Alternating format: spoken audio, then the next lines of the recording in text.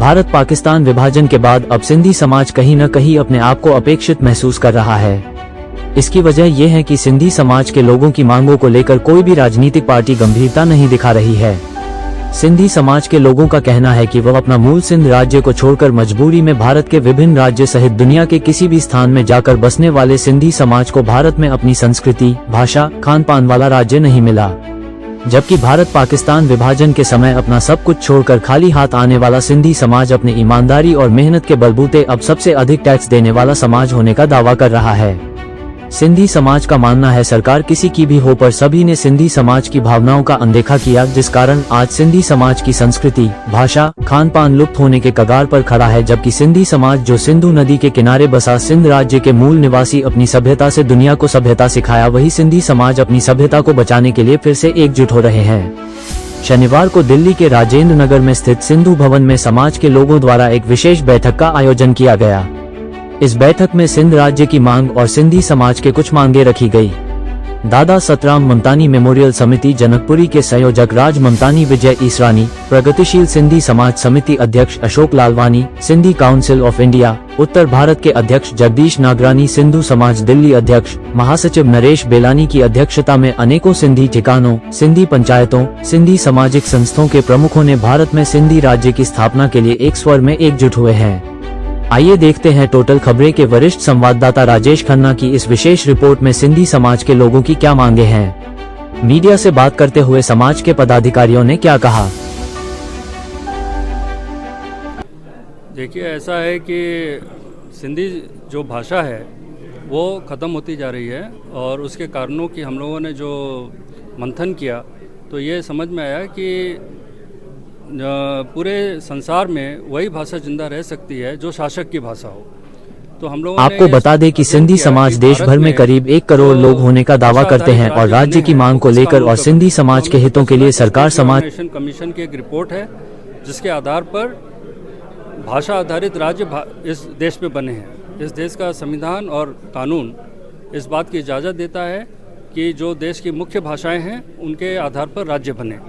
तो सिंधी भाषा भी इस देश की अनडिवाइडेड इंडिया की one of the most ancient भाषा रही है और इस भाषा को भी जिंदा रखना है तो ये किसी न किसी राज्य की भाषा होनी चाहिए जिससे कि ये भाषा जिंदा रहे और इस भाषा में जो मोहनजोदड़ो से लेकर के आज तक का जो गौरवशाली इतिहास है उसको हम समाज के सामने रख सकें, पहचान सकें और उस पर गर्व महसूस कर सकें। देखिए, ऐसा है कि किसी एक व्यक्तिगत व्यक्ति की जो बातें हैं वो मुझे नहीं पता। शंकर लालवानी जी के बारे में आपने बोला, लेकिन हमने जो इस समाज की नब्ज़ पहचानी है, क्योंकि मैं सिंधी हूँ, मैं सिंधी समाज में देख रहा हूँ कि हमारी भाषा जो है दिनों दिन ख़त्म होती जा रही है। 1947 में जो हमारे संख्या के यानी साहित्यकार थे जो हमारी सिंधी भाषा में लिखते थे उनकी संख्या कम होती जा रही है। तो हमें इस पर अध्ययन करना, इसकी चिंता करना हमारे लिए बहुत ही नेचुरल चीज़ है। तो भाषा में तो अभी भाषा है ना, सिंधी भी है, मगही नहीं। आर्टिकल 31 देखिए आप देखिए, जब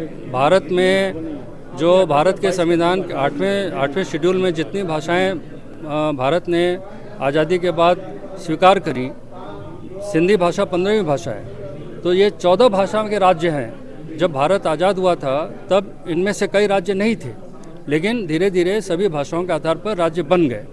तो अब सिंधी उसमें पीछे छूट गई है और सिंधी उसमें पीछे छूटने के कारण किसी राज्य की भाषा नहीं है। नहीं होने के कारण हम अपनी भाषा और सभ्यता के अपने साहित्य, सभ्यता और कल्चर के बारे में कुछ नहीं जानते हैं। तो उसको जानना इस ना सिर्फ भारत के लिए बल्कि विश्व के लिए भी ज़रूरी है, क्योंकि उसी भाषा में बहुत महान सभ्यता का सारा इतिहास छुपा है। सरकार की आपकी क्या मांग है और आप आगे फ्यूचर में क्या करने जा रहे हैं सिंधी समाज को बढ़ावा देने के लिए? हमारा सिर्फ ये है कि हम आज यहाँ पर जो मंथन हुआ है उसमें ये बात सभी ने मानी है कि अगर सिंधी भाषा को जिंदा रखना है तो सिंधी भाषा एक राज्य की भाषा होनी चाहिए। इस भारत में, इस देश के कानून के अनुसार एक सिंधी भाषा आधारित राज्य बनना चाहिए, जिससे कि सिंधी समाज अपने पूर्वजों पर गर्व कर सके, अपने इतिहास को जान सके और इस देश को और इस दुनिया को बहुत सारी चीज़ें दे सके। तो क्या आप आगे विरोध प्रदर्शन में कुछ करने वाले हैं? यहाँ पर हमारा अभी एक एक्सपर्ट टीम हम बनाए हुए हैं, वो अध्ययन कर रही है कि हमारे पास कानूनी क्या हक हैं, उन्हीं पर हम काम कर रहे हैं और उसी के आधार पर सरकार को हम पत्र लिखें।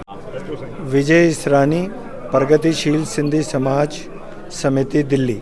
सर, आज की आपकी बैठक हुई है, क्या मुद्दे रहे हैं, क्या सिंधी समाज को लेकर आपकी मांग? हमारी पहली डिमांड तो यह है कि हम हिंद में सिंध चाहते हैं और सिंधी सभ्यता को बचाना चाहते हैं, सिंधी भाषा को बचाना चाहते हैं, बच्चों को अपने शिक्षा देना चाहते हैं सिंधी के बारे में। और अगर हमारे पास प्रांत नहीं होगा तो देखा गया जो जिनके पास प्रांत नहीं है उनकी भाषा लुप्त होती जाती है और ख़त्म होती जाती है।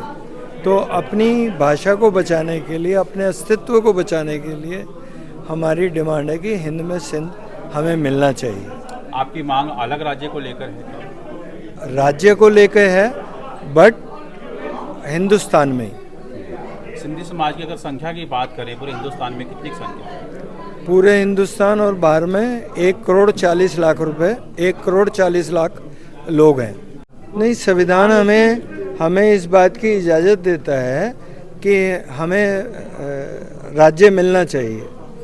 कौन सा किस संविधान की बात आप कर रहे हैं? राज्य आपको राजा राम जी ने बताया 359 आर्टिकल के तहत हमें इसको मिलना चाहिए, ये हमारा हक है। नहीं, हम तो हिंदुस्तान आए हैं और अखंड भारत से आए हैं, हम कोई पाकिस्तान से नहीं आए। यहाँ सिंध छूटा है हमसे, तो अब हम यहाँ पर हैं तो हम अपने बच्चों के लिए सिंध हिंद में ही चाहते हैं, क्योंकि हिंदुस्तान ही हमारा है।